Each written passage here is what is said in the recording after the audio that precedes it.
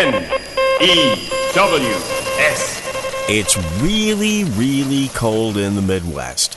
Just how cold? The Chicago police are reporting that people are being robbed at gunpoint for their winter coats. Forget being robbed for trendy sneakers. Fashion-forward Canada Goose coats are the focus of freezing fad gangsters in the Windy City. 8 reported thefts of the coats in the last week or so. The coats retail for between $500 and $1,200. Think the weather's bad in Chicago? Minneapolis recorded 50 below with wind chill this morning. Ocasio-Cortez isn't just feeling the heat from the right. It seems that the proto-socialist is starting to feel the heat from her own party. The Hill is reporting today that some members of the Democratic Party are conspiring to place a challenger in her congressional district to make sure AOC is a one-term congressman, woman, person, whatever. An anonymous source has reportedly said, "What I have recommended to the New York delegation is that you find her a primary opponent and make her a one-term congressperson." Meanwhile, Ocasio-Cortez shared her skin care tips on her Instagram account. This is real, I kid you not. Her secret? Clean, toner, moisturize. You would think a good socialist would only use Castile soap. The world is going to end in 12 years if we don't address climate change. This is the war. This is our World War II. So if she ends up being ousted by challengers in her own party, I'm sure she could have a stellar career behind the cosmetics counter.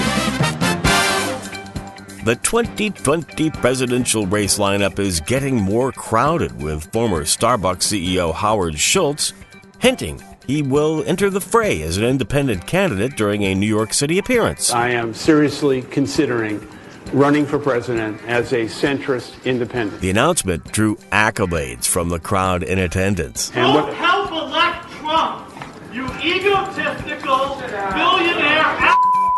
President Trump tweeted that Schultz, quote, doesn't have the guts to run for president. Somebody's doing the raping. Democratic operatives have shown some concern over Schultz throwing his hat in, as they fear it may split the race in Trump's favor.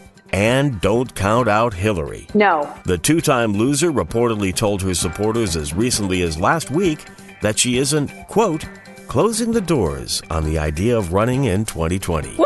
Okay. God help us all.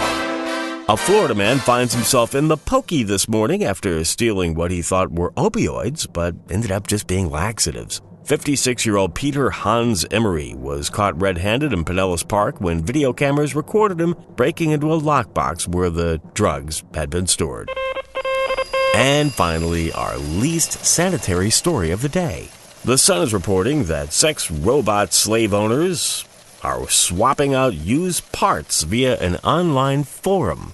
The doll forum allows sex bot owners to pick up used models and parts, I guess, for according to the article anyways, a lot less than the new model would cost. Honestly, I'm just at a loss for words. N-E-W-S.